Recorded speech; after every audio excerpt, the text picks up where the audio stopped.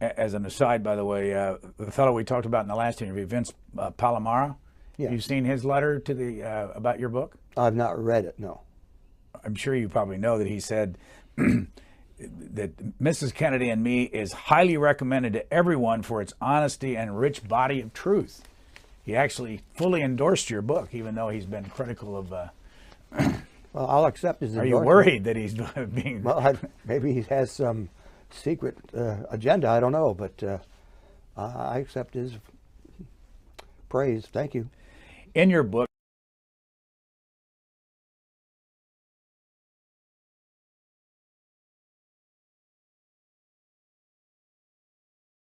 did you keep notes? I did, but I destroyed them a few years ago, which really made it more difficult. Why did you destroy them? I promised that I would never write a book. I vowed that I would never do so, never contribute to a book, never talk to anybody about it. And so just to kind of make sure I would never get myself involved, I burned everything. There were a few mementos I kept, but for the most part, I burned all my notes.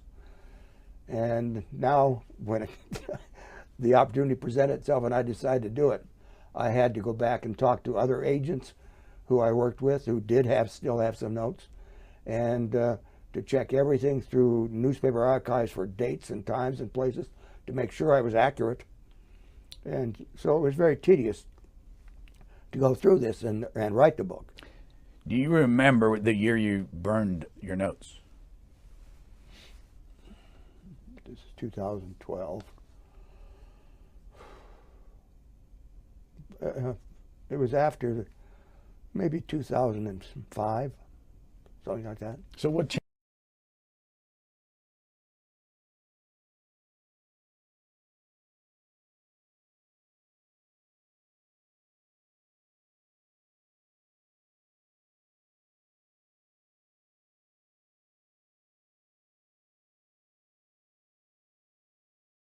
Do you remember the year you burned your notes?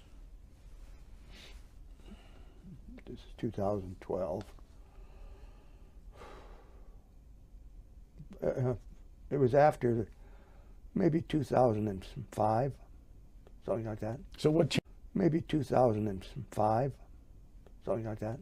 Maybe 2005, something like that.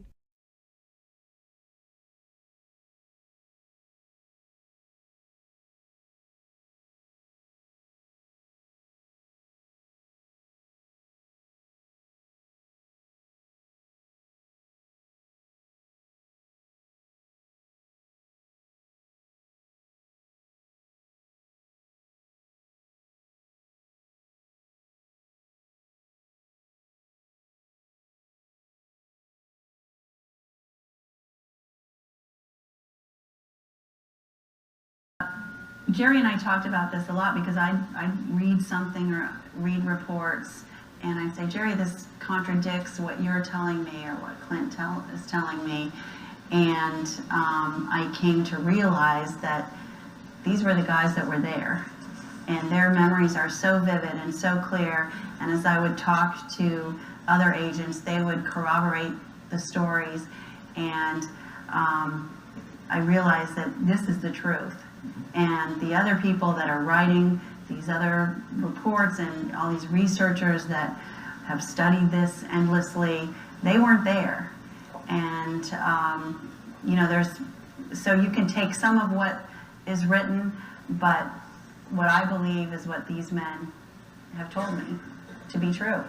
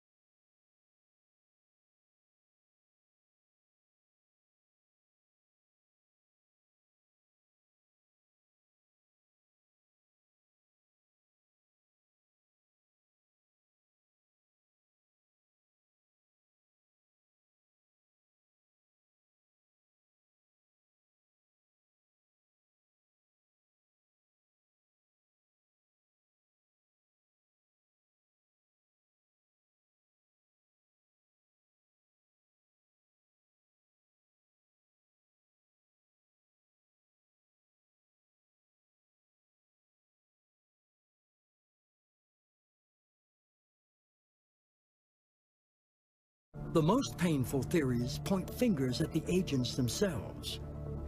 I read where Pontius was part of it because he disappeared after Houston. A conspiracy for the agents to shoot the president. I mean, this is off the wall. One of the agents shot him.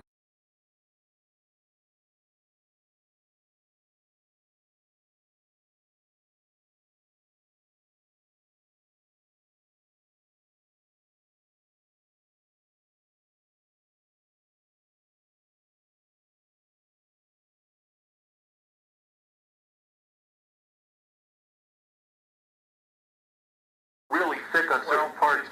If Don and I were on the back of the car, and it landed on the follow-up car, we wouldn't have known about it. Oh, okay. See, what I'm thinking is, because Sam was telling me something to the effect where, I guess Floyd Boring on this trip, what he would do is, intermittently, the agents would go back to the fog car, or, I don't know, is that, I don't know. I thought Roy Kellerman was in the front seat of the limo, not Boring. On the Florida trip? Yeah, on the Tampa trip. Oh, okay. I thought that it was Roy Kellerman, not Floyd Boring, in the car. Okay, well, you would know best. You were there, I wasn't. Doesn't it mention Roy Kellerman? No, like it's the dog would say, AIC, I guess it's Assistant Special Agent in Charge? Yeah. Okay, Floyd M. Boring, driver William R. Greer, Charles T. DeBoer, yourself, Donald J. Lawton, boy, what's this name? Kenneth S. Gianolis? Ken Gianolis. Okay. It says Miami office, Charlie Howell out of Miami. We've got some video from YouTube. One of the things you say in your book, it made you want to write this book, was all the conspiracy theories, and you talked about the movie from Oliver Stone. This is a man named Vince Palomara. Do you know him? I'm familiar with him. I don't know him. He says that, I guess, we'll talk about this, that he sent you a 22-page letter. I recall receiving a letter which I sent back to him. I didn't bother with it. You didn't talk to him ever? He called me and I said hello, but that was about it. Yeah, Clint Hill is claiming that he returned my letter and he didn't bother with it. Okay? Lisa McCubbin, the co-author of Gerald Blaine's book, The Kennedy Detail, claimed on Facebook that he threw it in the garbage. Perhaps the biggest contradiction of all is Gerald Blaine was quoting from the letter to me when I spoke to the gentleman on June 10th, 2005.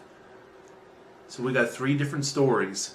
Clint Hill's claiming here that he returned it to me. He did not return it to me. I received his signed receipt that he received it. He did not return it. Lisa McCubbin is claiming that he threw it away without reading it. And the evidence that indicts them the most is Gerald Blaine quoted from the letter to me, again, on June 10th, 2005. And over the years, have you both been called about this assassination on many occasions? I've been called numerous times. What's been your attitude? How have you approached people that have For the most part, I've just said I have no comment. I just have nothing to say. And why is that?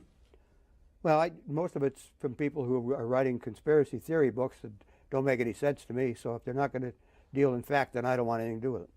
And how about you? What have you been? Same thing. I have never talked to an author of a book, and I just felt we have it on our commission books, worthy of trust and confidence. And I felt those were issues that you should never talk to anybody on the outside about. And it was, I had to weigh and evaluate when I wrote this book, because I felt I wasn't talking about the Secret Service. I wasn't talking about the Kennedy family, but I was talking about the agents that I worked with and the incidents that occurred. And those were my friends, so that's when I decided to write. Gerald Blaine is claiming that he's never talked to an author of a book. Hello? What about the massive best-selling book, Death of a President by William Manchester? Yep, massive best-selling book. And there he is. Hey! He spoke to him in 1965. May 12th, 1965 to be exact. Even his buddy Clint Hill and many of his comrades spoke to William Manchester. Okay? Uh-oh. He's also mentioned in Manchester's book, One Brief Shining Moment. Oh no, oh no. He's also mentioned in Ultimate Sacrifice. Yep. Well, I guess these don't count as books, huh, Jerry? Do you have to get permission to do this from the Secret Service? No. So this wasn't cleared by the Secret Service, this book? No, but we had lunch today with the director of the Secret Service, who thanked us very much for our contribution. Gerald Blaine is claiming that the book wasn't cleared by the Secret Service, and yet he had lunch with the director, him and Clint Hill. On Jerry Blaine's own blog, when he attended the Association of Former Agents of the United States Secret Service annual conference, of which he's a past president of the organization and the sole surviving founding member, he mentions that Clint Hill briefed the director during the summer about the accuracy and purpose of the book. And again, at this conference, Blaine and Hill and McCubbin once again briefed Director Mark Sullivan of the Secret Service about the book. That's about as close as you can get to clearing a book. Here is this video. It's not very long. And this man's name is Vince Palomara. He is a citizen who has taken it on his own to become an expert. He's from Pennsylvania, and I don't know him. I've never talked to him. I've just seen it on the web. And he is, I believe he's a graduate of Duquesne University. So let's watch this and I'll get your reaction to it. Hi, this is Vince Palomara, the self-described Secret Service expert that Jerry Blaine accuses me of without naming me, okay? Back with my obsession about the Kennedy detail. I gotta read this. This is rich. Page 287. This is what Blaine's claiming Raleigh said. Raleigh turned to Jerry Blaine. And Jerry, since you were in the lead car, did you ever hear this over your radio as well? Yes, sir, I did. I heard exactly what Floyd just told you. The thing about this is the whole thing about the Ivy League charlatans thing. Jerry Blaine told me the Ivy League charlatans thing came from the guys. I can't remember who said it. Boy, his memory got real good 5 years later, because now he's claiming he heard it over the radio, Floyd Boring, okay? Just unbelievable. It's just amazing to me, you know? There never would have been a book if I didn't send a 22-page letter, okay, to Clint Hill that pissed him off so much that his very good friend Jerry Blaine came out with this book as a counter, okay? There's some nice things. I recommend everybody to buy it. I'm not into censorship. This is my First Amendment rights, okay? It's got some nice pictures, some nice non-assassination things, and there's even some good assassination-related things in here. But it's very obvious. It's other people picked up on it. That's why there's some really bad reviews on Amazon right now. Mine's the best of the bunch at 3 stars, too. It's very obvious it's a thinly veiled attempt to rewrite history and to blame President Kennedy without trying to blame him for his own assassination.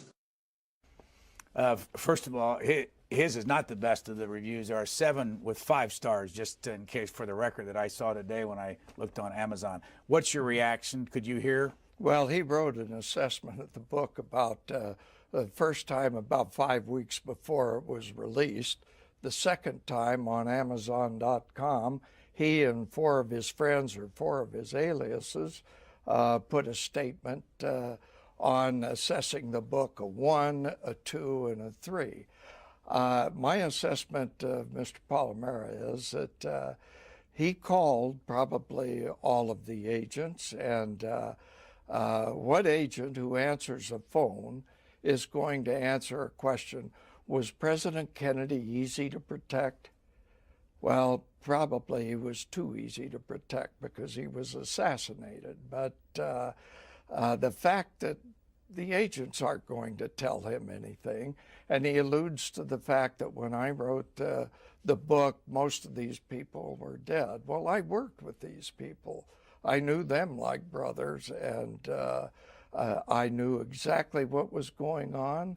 And I always respected Jim Raleigh because he stood up to the issue and said, look, we can't say the president invited himself to be killed, so let's squash this. So that was the word throughout the Secret Service. This is rich. Gerald Blaine is saying, my assessment of Mr. Palomara is that he called probably all the agents, which is true. And what agent who answers the phone is going to answer a question, was President Kennedy easy to protect? You did, Mr. Blaine. February 7th, 2004 and June 10th, 2005 to be exact, and many of your colleagues echoed the same thing. That JFK was a very nice man, never interfered with the actions of the Secret Service, and did not order the agents off the limousine. Picking up where Blaine left off. Well, he probably was too easy to protect because he was assassinated. Jeez, that's really nice to know, Mr. Blaine. Again, a quote from Blaine here. But the fact that the agents aren't going to tell him anything, you told me a whole bunch of things in our 45-minute conversations, plural, ×2, on those dates I mentioned. And many of your colleagues told me much of value. And he alludes to the fact that when I wrote the book, most of these people were dead. Yes, it's very relevant. Again, back to Blaine. Well, I worked with these people. I knew them like brothers, and I knew exactly what was going on, and always respected Jim Raleigh because he stood up to the issue and said, look, we can't say the president invited himself to be killed, so let's squash this. 47 years later in Blaine's book, as I've covered in my Citizens for Truth and Kennedy Assassination online reviews and my blogs and whatnot, he's claiming in his book that there was a morning of JFK's funeral meeting of the Secret Service that Chief Riley said, look, we know the president ordered us off the back of the car, but we can't let the public know about this because then they'll think we're blaming the president for his own death. We got to cover this up. Ironically, by telling this sordid tale, that's exactly what the book achieves. It does blame Kennedy for his own death by revealing this meeting. I do not believe this meeting took place at all. I think it's a total fabrication. There is no evidence for it whatsoever. That's just my opinion, based on the fact that there's a lack of evidence. It's very slick, though, because there probably was a security meeting to discuss the upcoming walk to St. Matthew's Cathedral with Jacqueline Kennedy, Haile Selassie, Charles de Gaulle, and all the dignitaries. But the bottom line is everyone he's mentioning that attended this alleged meeting are long dead. There's no corroboration. And furthermore, the agents that spoke to me or wrote to me provided substantive details that go against this alleged meeting. The advance agents supposedly were told. No, they weren't. Winston Lawson told me in a letter, a complete stranger. Why would he lie? Said, I don't know of any standing orders for the agents to be up the back of the car. It never came to my attention as such. It never came to his attention as such. According to Jerry Blaine's book, there was a meeting. Mr. Palomera, there are a number of things that have happened, but he has no credibility. He's a self-described expert in his area, which I don't know what it is. He was born after the assassination, and he keeps creating solutions to the assassination until they're proven wrong. So he's... Yeah, like your attorney sending me a certified letter asking me to take down a blog where you guys were alleging I was saying that I was a co-author of the book. I wasn't saying that at all. I even noted it came from Lisa McCubben's blog. I was just advertising the book. But that was a shot across the bow, wasn't it, Mr. Blaine? To try to put a scare in me. Didn't work. The truth shall prevail. I know what you said. I know what all your friends said. I have letters of them. I have some of them on audio tape. It is what it is, to use the common vernacular. And a quote from your book where you say that I stabbed your brothers in the back with baseless accusations. Hey, don't kill the messenger for giving you bad news. These gentlemen, including yourself, told me what they told me to a complete stranger on the phone, and or they wrote it, put it in writing. I mean, the consensus is overwhelming. It's a landslide that JFK did not order the agents off the back of the car, nor did he interfere with the actions of the Secret Service. You were a private in the Secret Service. Jerry Bain was the Douglas MacArthur of the Secret Service, #1 agent. His #2 assistant, Floyd Boring, also said the same thing. Kennedy never ordered the agents off the back of the car. So that's where I stand on the matter. He also says that he has no credibility. Well, we'll be the judge of that, won't we? He says he is a self-described expert in this area, which I don't know what it is. Well, self-described people as diverse as Vince Bugliosi, the History Channel, the Assassination Record Review Board, and even ironically Brian Lamb have called me a Secret Service expert. I mean, it is what it is.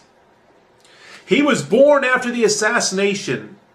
Okay, and so was your co-author Lisa McCubben. And your point is?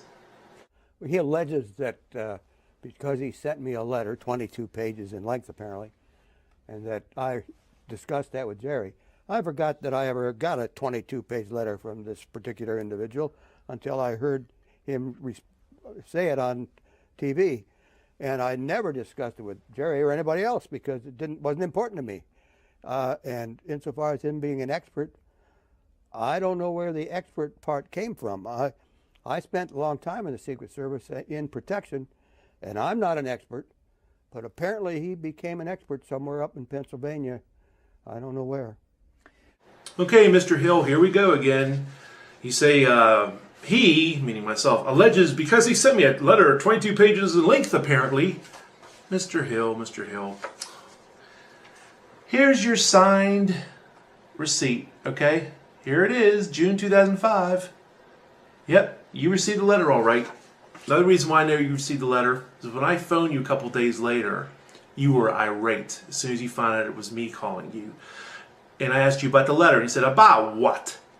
I said, well, sir, can you tell me what you thought of it or whatnot? And you said, you know what, I don't have any interest in talking to you. Okay.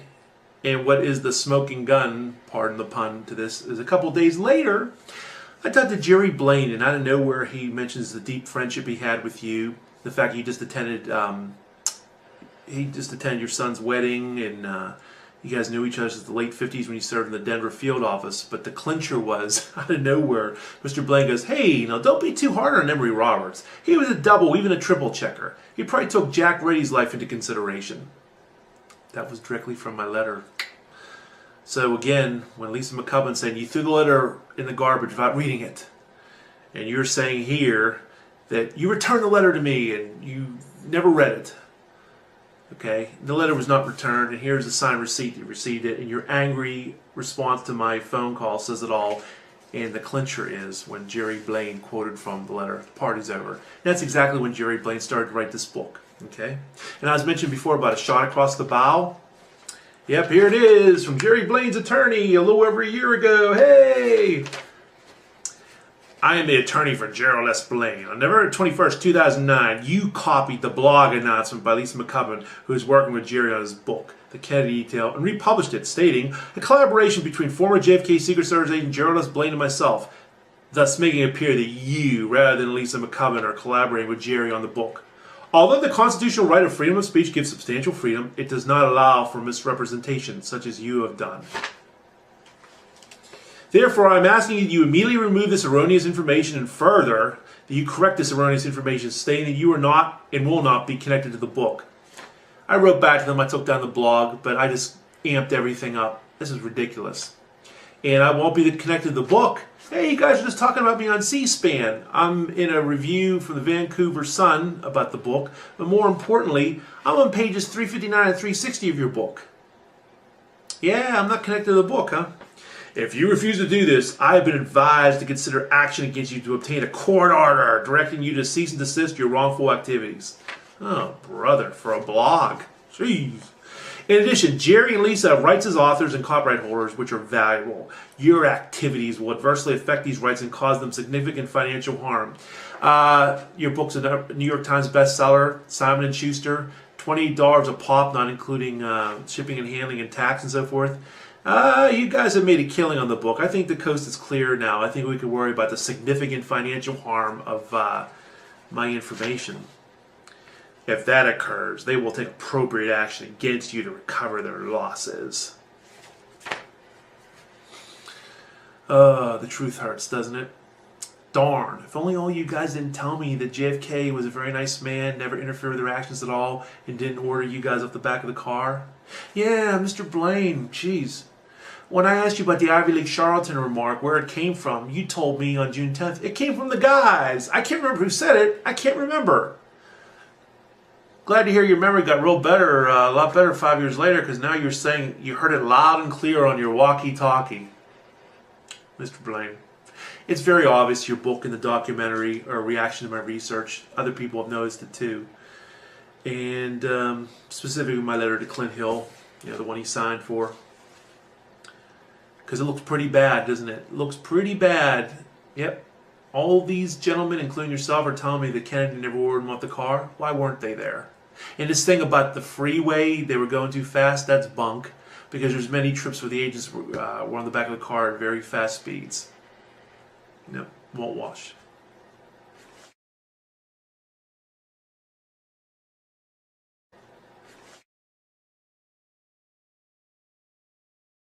Another one of these videos from YouTube, and this is from somebody, there's no name on it, The Truth Will Out. And I run it again so that you all can deal with what the accusations are. Let's run this, and it's about a minute and 29. You can watch it on these monitors here and comment on it. Watch the left side of your screen. The arrow points to Agent in Charge, Emory Roberts, as he stands in the Secret Service follow-up car and motions with his hand.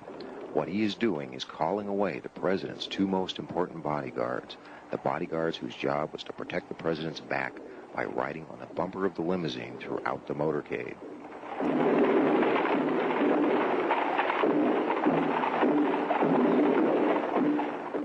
Watch again as he stands and orders the agents running at the rear of the president's car away. Watch the confusion inside the follow-up car that results.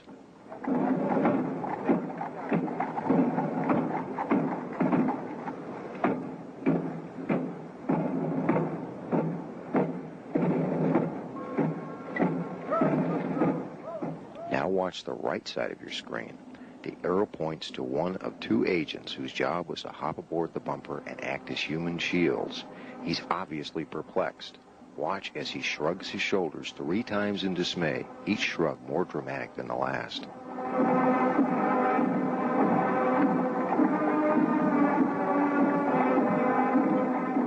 As you watch this scene for the final time, ask yourself, is this the kind of conduct you would expect from an agency that routinely sends an advance team to a city a month or more prior to the president's arrival in order to make preparations? Mr. Hill. Yes. I'd be glad to comment on that. I was the agent on the left rear outside, running alongside the car. The agent on the right rear, working the car, the right rear at that time, is an agent named Don Lawton. Don Lawton's assignment that day was not to ride in the follow-up car. His assignment was to remain at Love Field and handle our return, secure the airport for us when we came back. We were going to fly on to Austin, Texas. And what he was doing was, when he came back off the car, he was saying, okay, you guys, I'm going to lunch. Have a good trip. I talked to him within the last month, and he reiterated to me the same thing again. That's exactly what he was doing. Just making a gesture to us in the follow-up car. See ya. I'm going to lunch. Have a good trip. Very disappointed. C-SPAN chose to use a very poor copy of the Love Field footage. This thing about the identification of the agent, whether it was Henry Ribgard or Don Lawton, the point is moot. The bottom line is the agent was recalled from the car, from the area of the car, by Emory Roberts. And this thing about supposedly the agent said, yep, I'm going to go have lunch. It's up to you guys now. No one finds that credible. So that's where I stand on that. The Zapruder film, when the Zapruder film is run at normal speed, another theme that Paul O'Mara throws out is that Bill Greer stopped the car. When it's run at its normal speed, you'll notice the car absolutely does not stop at all. This happened in less than 6 seconds after the president was hit in the throat and moving along. Then all of a sudden everybody broke down the Zapruder film to frame by frame, slowed it down, and they created a myth to almost every frame of what was going on. And you'll notice too that when Mrs. Kennedy comes over after the first shot, she is directly in front of the president's face. And people have accused Bill Greer of pulling a gun out and shooting the president. He'd have had to shoot through the Conleys, and he'd have had to shoot Mrs. Kennedy. And the same thing holds for anybody on the grassy knoll. Had they fired, they'd have probably injured Mrs. Kennedy in it too. These are the myths that come about. People create a myth or a theory, but they forget all the other facts that are going on. Okay, Jerry Blaine saying, when the Zapruder film was running normal speed, another theme that Palomera throws out is that Bill Greer stopped the car. When it's running normal speed, you will notice the car absolutely does not stop at all. Well, a couple things I have to say about that. Close to 60 witnesses, including 7 Secret Service agents and Jacqueline Kennedy, said the car either slowed down or stopped. Don't kill the messenger for giving the bad news. All these men and women said what they said, wrote what they wrote. Okay, they were all eyewitnesses. They were there, Jerry. You weren't. You were in Austin, okay? They said the car slowed down and stopped, or just slowed down. Not that they all said it stopped. And as far as it not showing in the Zapruder film, well, Louis Alvarez and other people studied the film, and actually you could see the car slow down. And the major issue is there's a lot of people think the Zapruder film was tampered with. I don't mean the crazy theories where it was a total cartoon nonsense like that, but frames were removed. All those witnesses, and now the Zapruder film doesn't show a dramatic slowdown like all those witnesses claimed there were. No one's buying it. Who had access to the Zapruder film? Who owned it at first? The Secret Service. Says it all. In this comment you make, this happened in less than six seconds after the president was hit in the throat and moving along. Oh, the president was hit in the throat, huh? In the throat. From the front? What's the deal with that? You know what it is? I don't know. You guys just can't get your story straight. You can't get your facts straight. At least if you guys are going to counter someone on the other side like me, be well prepared. That's embarrassing. Well, good luck making your money off the man that you were sworn to protect. Have a nice day. The most painful theories point fingers at the agents themselves. I read where Pontius was part of it because he disappeared after Houston. A conspiracy for the agents to shoot the president. I mean, this is off the wall. One of the agents shot him, and holy crap. Everybody's having a field day. One of the conspiracy theories is that the agents left the president's car unguarded just before the shots were fired. The motorcade had finished the crowd portion of the route and was about to hit the Stemmons Freeway, therefore going freeway speed. No agents were on the back of the car and would not ever be on the back of the car in those conditions. And this thing about the freeway, they were going too fast, that's bunk, because there's many trips where the agents were on the back of the car at very fast speeds. There are so many stories out there that strictly theory. People claim that they're experts. They have no basis to make that claim. I was a special agent in charge of Vice President Protection, special agent in charge of Presidential Protection, and Assistant Director of Protective Forces for the United States Secret Service.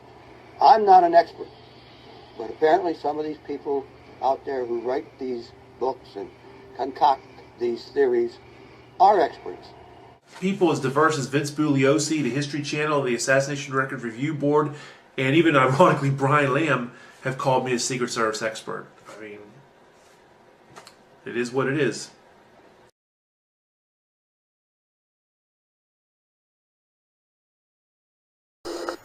Well, he can tell you what he wants done, and he can tell you certain things, but that doesn't mean you have to do it. And what we used to do was always agree with the president, then we do what we felt was best anyway. Well, he can tell you what he wants done, and he can tell you certain things, but that doesn't mean you have to do it. And what we used to do was always agree with the president, then we do what we felt was best anyway. Well, he can tell you what he wants done, and he can tell you certain things, but that doesn't mean you have to do it. And what we used to do was always agree with the president, then we do what we felt was best anyway. Well, he can tell you what he wants done, and he can tell you certain things, but that doesn't mean you have to do it. And what we used to do was always agree with the president, then we do what we felt was best anyway. Well, he can tell you what he wants done, and he can tell you certain things, but that doesn't mean you have to do it. And what we used to do was always agree with the president, then we do what we felt was best anyway. Well, he can tell you what he wants done, and he can tell you certain things, but that doesn't mean you have to do it. And what we fellow's best anyway. That's the important stuff. Yes, I think so. He had me as a person he talked to, and I never talked with him. He had Floyd Boring as a person he talked to, and Floyd didn't talk to him. So, you know, I don't know where a lot of the information came from, but he had a lot of references on it. But I thought the book was right on the mark. He knew about the stop in Tampa and the president's request, and But you never sat with him. no, no, I don't know how he got a hold of that. And Floyd, he gave me a very full report for the book, and Floyd said he didn't talk with him. He doesn't know where the information came from. Yes, I think so. He had me as a person he talked to, and I never talked with him. He had Floyd Boring as a person he talked to, and Floyd didn't talk to him. So, you know, I don't know where a lot of the information came from, but he had a lot of references on it. But I thought the book was right on the mark. He knew about the stop in Tampa and the president's request, and But you never sat with him. no, no, I don't know how he got a hold of that. And Floyd, he gave me a very full report for the book, and Floyd said he didn't talk with him. He doesn't know where the information came from. Blaine is partly correct. Floyd Boring did not. He was not interviewed by William Manchester, as the source notes reveal, and Floyd Boring was adamant to me he was never interviewed by Manchester, and Floyd Boring adamantly denied what was attributed to him in the book was even true. Floyd Boring said that was not true. President Kennedy never ordered the agents off the car. That whole Ivy League charlatans comment was bullshit.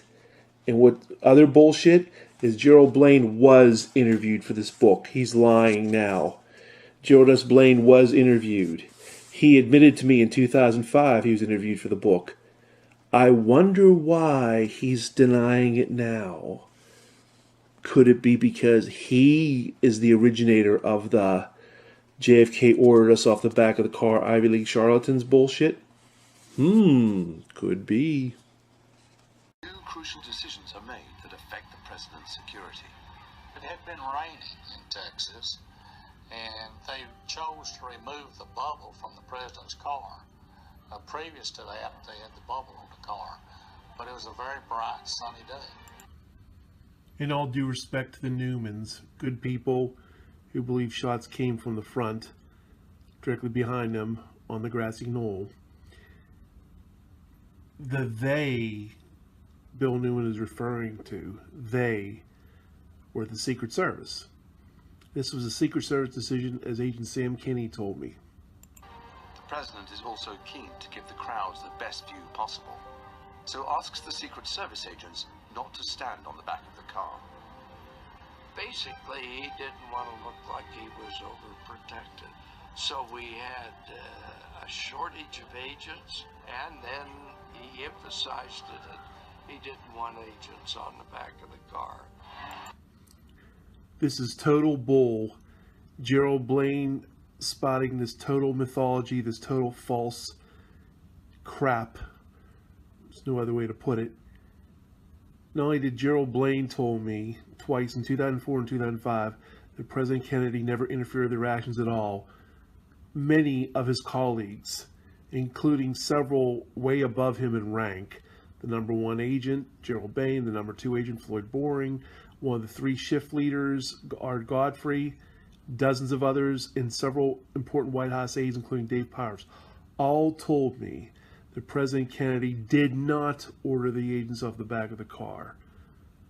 Dave Powers, arguably JFK's best friend since 1946, wrote to me in a letter saying that the president never had to order the agents off the car. The list goes on and on. See my first book, Survivor's Guilt, and also see my third book, The Not-So-Secret Service. It's a shame that Gerald Blaine is still spreading these lies. I think I'm going to have them right on the back end of the president's car because we just don't have the manpower to do anything else but that. All of a sudden I hear over the radio, the president wants the Ivy League charlatans to fall back to the follow-up car. Gerald Blaine told Vince Palomera that he heard this remark from the guys, not over his radio. He told Vince Palomera that President Kennedy never interfered with their actions at all. Floyd Boring, the agent you see in the passenger seat of the limousine next to the driver Bill Greer, that's Floyd Boring, he was Assistant Special Agent in charge. He told Vince Palomera that this was not true. JFK was a very nice man, never interfered with their actions at all. He never ordered them off the back of the car. I specifically asked him about the Ivy League charlatans remark. It's in William Manchester's book. Floyd Boring adamantly denied this to me twice.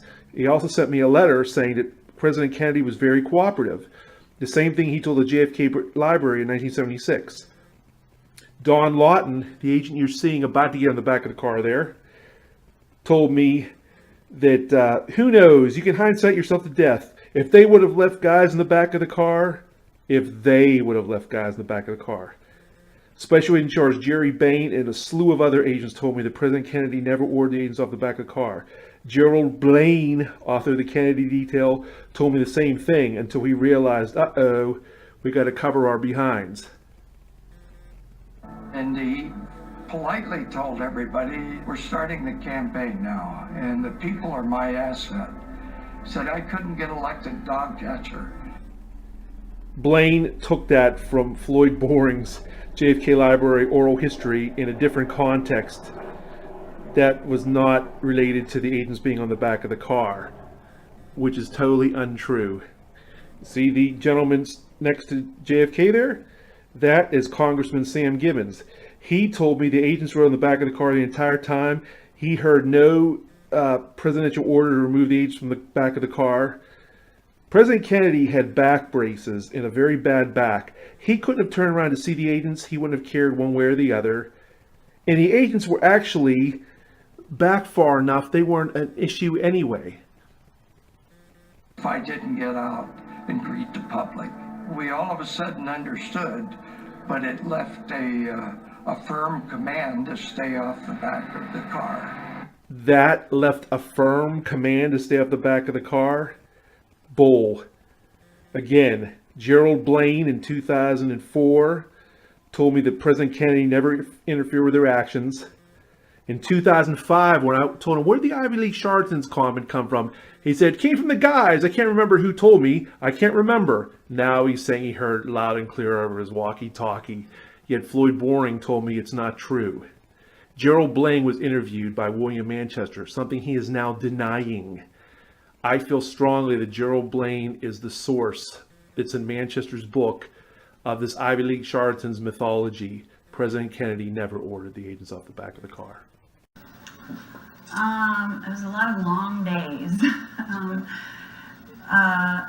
Jerry and I talked about this a lot because I read something or read reports and I say, Jerry, this contradicts what you're telling me or what Clint is telling me.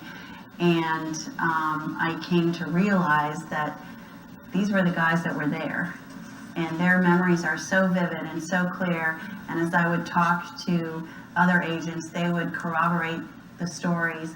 And I realized that this is the truth. And the other people that are writing these other reports and all these researchers that have studied this endlessly, they weren't there. And, so you can take some of what is written, but what I believe is what these men have told me to be true. And their families waiting for the first couple that afternoon. There was the presidential limousine that 24 hours later would become a hearse.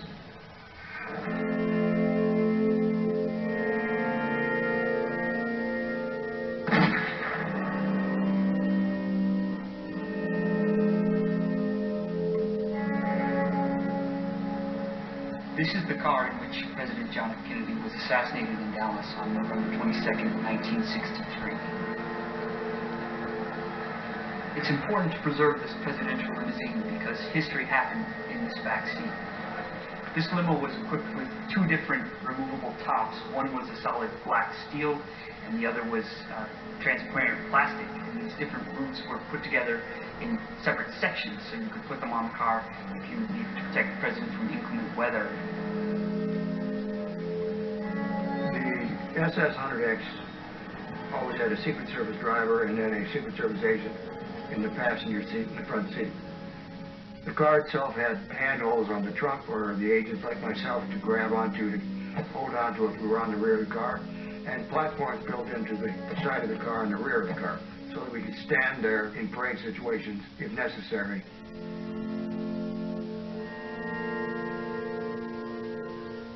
There's always been some allegations about why the agents weren't up on the rear of the car in Dallas. Well, that was simply because the president didn't want them there. And so when we got to Texas, when it was not really necessary, we stayed off the back of the car. Agent Clint Hill, with all due respect, is fibbing. That's a lie. Those two prior films they showed earlier in that clip prove it right there. The first clip that was greatly slowed down was from Bogota, Colombia. And that's agents Bob Lilly and Roy Kellerman riding on the back of the car. Bob Lilly told me that President Kennedy never ordered the agents off the car ever, and that motorcade was reaching speeds of over 50 miles an hour at some points. The bubble top was on the whole time. It was a bright, sunshiny day, no rain. The other clip they did permit to run at normal speed. You could see how fast they were going. Also had the bubble top. Also no rain. See Chapter 1 of my book, Survivor's Guilt, the Secret Service and the Failure to Protect the President. Protect President Kennedy, I should say. The bottom line is, Clint Hill's fibbing, his shifty eyes, his nervous demeanor say it all. Allegations, those allegations came from me. Thank you. These are photographs of motorcades, President Kennedy, 1961 through 1963. Former Secret Service agent Gerald Blaine, the author of the Kennedy Detail, would have you believe that the agents obscured the view of President Kennedy. This is total bunk, total bull. Here are the agents on the back of the car, June 1963. Here's Kennedy. Again, here's the agents, here's Kennedy. Look at all this room here. Look at all the people cheering on Kennedy. Are these agents obscuring the view of President Kennedy? I mean, you can't see him because the agent's on the back of the car? Totally ridiculous, totally fraudulent. The agent should have been there. This agent, Sam Sullivan, told me President Kennedy did not order the agents off the back of the car. Special Agent in Charge Gerald Behn, B-E-H-N, said, I don't remember Kennedy ever saying anything about having agents on the car. But he said that Kennedy never ordered them off the car. I don't remember Kennedy ever saying anything about not having agents on the car. If you see the newsreels, you'll see agents on there. This is 4 days before Dallas. Tampa. Again, two agents on the back of the car. Don Lawton and Charles Zaboral. Here's Kennedy. Look at the room. Look at all the people looking at Kennedy. Look at Kennedy looking at him and smiling. Floyd Boring told me that President Kennedy was a very nice man, never interfered with their actions at all.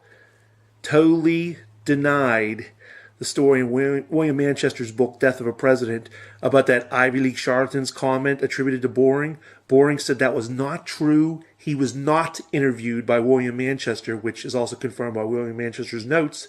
Lo and behold, who was interviewed by William Manchester? Gerald Blaine. I strongly suspect Gerald Blaine was the author of that fraudulent story about Ivy League charlatans.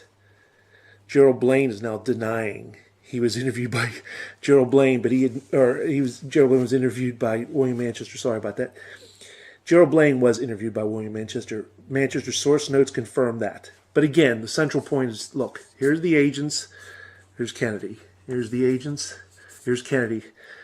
Nobody's obscuring anybody. Again, here are the agents on the back of the car. There's even the bubble top, nice motorcycle. No one's being obscured by the agent's presence on the back of the car. Again, Bob Lilly told me the agents were often on the back of the car at very fast speeds. In fact, this article goes into detail about that. The procession moved too fast. It says BS about supposedly, oh, you know, they wouldn't have been on the car if the car was going fast, like entering the freeway. They reached speeds of 50 plus miles an hour. Again, bubble top. These are all different stops. There's Roy Kellerman, ironically, on the back of the car. But again, the distance between Kennedy.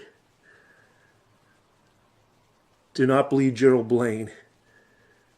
People could see Kennedy just fine with the agents on the back of the car. Here was killed. The Secret Service agents normally walk directly beside the car on either side. We do not see any in this photograph, but usually 2 or 3 Secret Service agents will walk on either side of the car so that they are there to spot anyone who looks like a troublemaker.